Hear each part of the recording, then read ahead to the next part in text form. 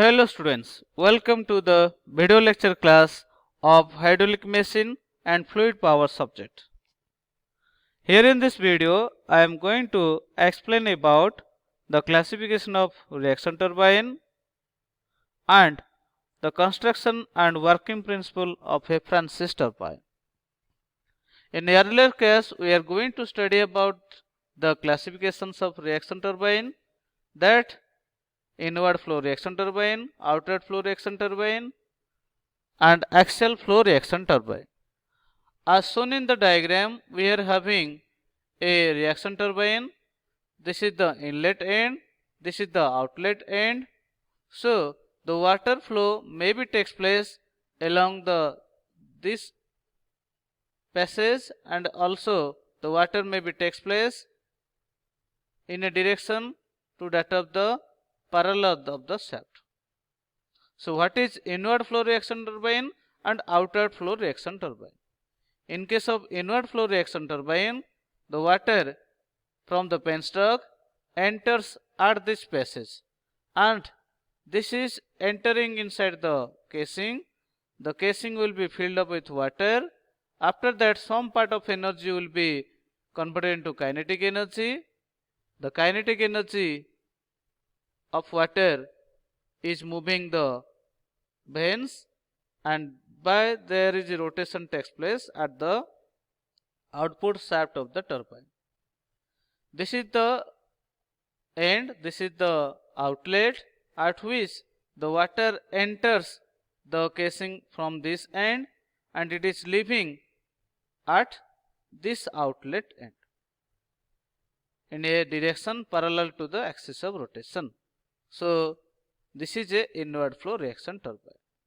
The water enters the casing in outer radius, in radially, but it is moving along a direction axially while it is at the outlet.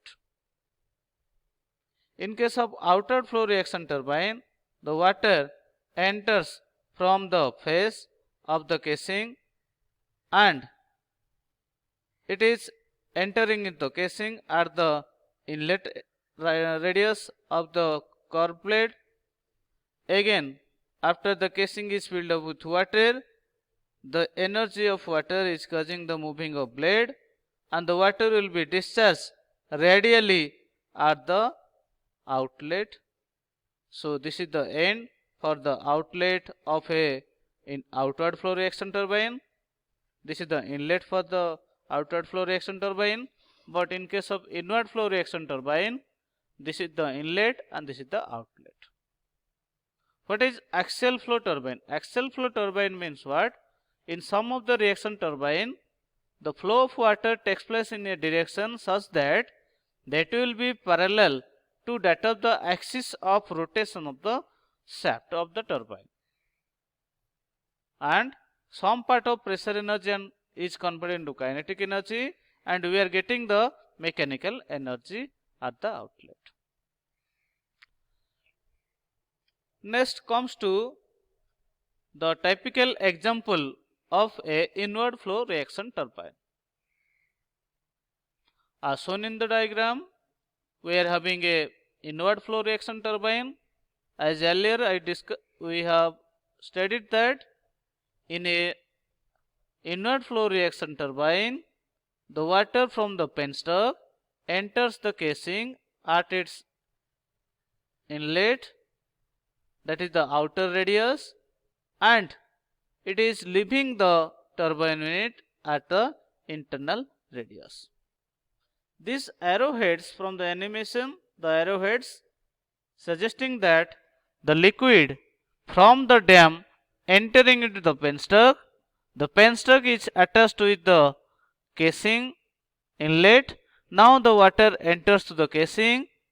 While it is inside the casing should be a airtight passage, and in this airtight passage casing, what is happening? Some part of pressure energy of water is converted into kinetic energy, and this red color arrow marks are suggesting that the kinetic energy of water is moving the blades. The blades are mounted upon the runner and thereby the rotation of the runner takes place. The shaft of the turbine is coupled with the generator shaft and we are getting the mechanical power from the turbine and given is to the generator unit, and thereby the generator considering this conversion into electrical energy. These yellow color markings are known as your flow of electric current. This is the dam, this is the penstock, this is the casing. In case of Francis turbine, the casing is a spiral one. Why you are going to make this spiral? So to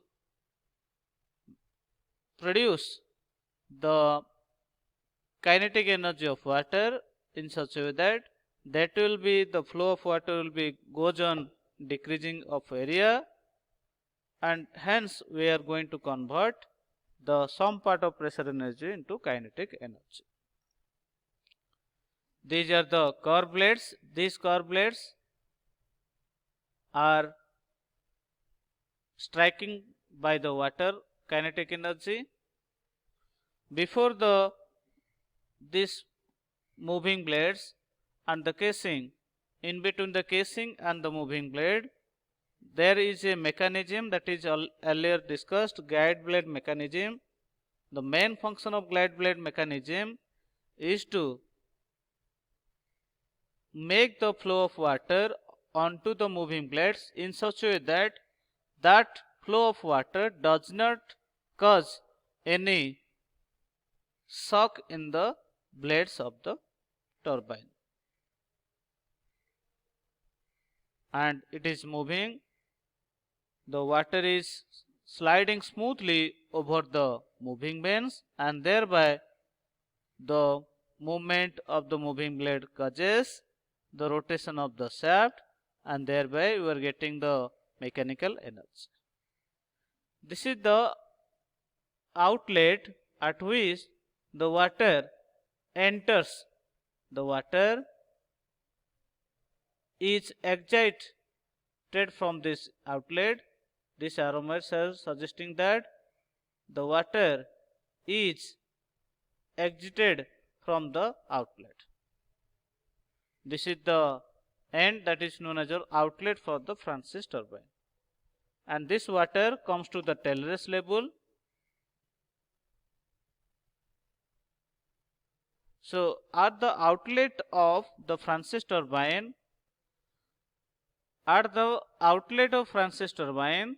this is the exit end. There is a draft tube. This is the conical tube which is used at the outlet of the Francis turbine. Why this is used? The main function of draft tube is to drag the water from the outlet of turbine unit to that of the tail race. This is a gradually increasing of area, so by which we can increase the pressure of water at the exit of turbine outlet, and thereby we are making a difference of pressure and the liquid is transmitted from the outlet to that of the tail race level of the turbine unit. This is the typical figure. This figure shows that these are the blades, these are the curved blades. These curved blades are used upon the runner. This is the part is fixed to the runner. So these are the curved plates. These curved plates are nothing but these are the vanes which are producing the mechanical energy at the outlet shaft of the turbine unit.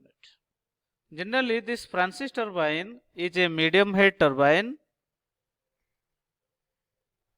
It is named after J.B. Francis, who is an American engineer. In this turbine, we have seen that the water flows through the runner in a radial direction and leaves in a axial direction at the inlet of the runner. Now see, go for the velocity diagram.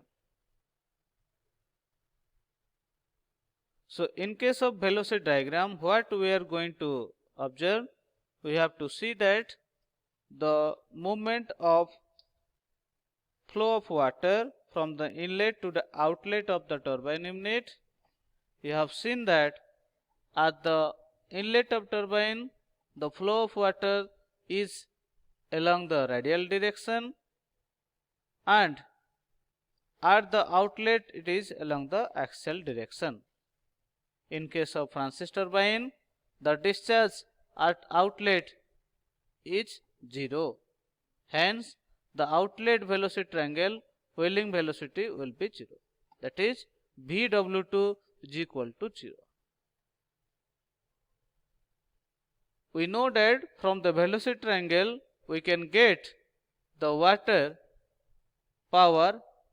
So now we have to calculate runner power, then what is shaft power, what is the hydraulic efficiency, mechanical efficiency of the turbine unit. As shown in the figure, this is the velocity diagram, this is the inlet end, this is the outlet. The water enters through the blade at a direction that is making an alpha degree angle with the horizontal. This V1 is nothing but this is the velocity of water at inlet while it is entering into the curved blade. Now this is the alpha 1, this is the blade angle at inlet. Beta 1, this is the vane angle, or that is the angle made by the relative velocity at the inlet with the horizontal axis. Now this V1, U1 and VR1 making a triangle that is known as your inlet velocity triangle. While V1 is making an alpha, hence it is having two components, one is VF1 and another is your VW1. So in this way, from the inlet velocity triangle, we are having the U1 value is equal to pi dn by 60, and here V1 is the inlet velocity, VR1 is the relative velocity, and VF1 is the velocity component vertical, or that is the flow velocity of water, and VW1, this is the horizontal component, that is your whirling velocity which is used for the rotation of the blade. Now at the outlet we have seen that the water moves in a radial direction at the outlet. So radial direction means the V2 or velocity of water at outlet that will making 90 degree. This VF2 is nothing but that is the vertical component of V2, what is at an radial direction. Radial direction means the water moves out from the blade in a direction 90 degree with the horizontal. So VF2 is making alpha 2 angle and that is equal to 90 degree. Now VR2 is nothing but that is the water is with the relative velocity at the outlet VR2. In this way we are getting the outlet velocity triangle. So now from the inlet velocity triangle and outlet velocity triangle, it is confirmed that at the outlet there is no horizontal component of V2, hence VW2 is equal to 0. And we can find out that work done is equal to rho Q VW1 U1 plus VW2 U2. So while VW2 is 0, so we can have work done per second is equal to rho Q VW1 into U1. If you are going to calculate work done per second per unit weight of water striking per second, that is equal to VW1 U1 by G. Efficiency is equal to eta H VW1 U1 by GH. So here we have to find out the width ratio, N is equal to B1 by T.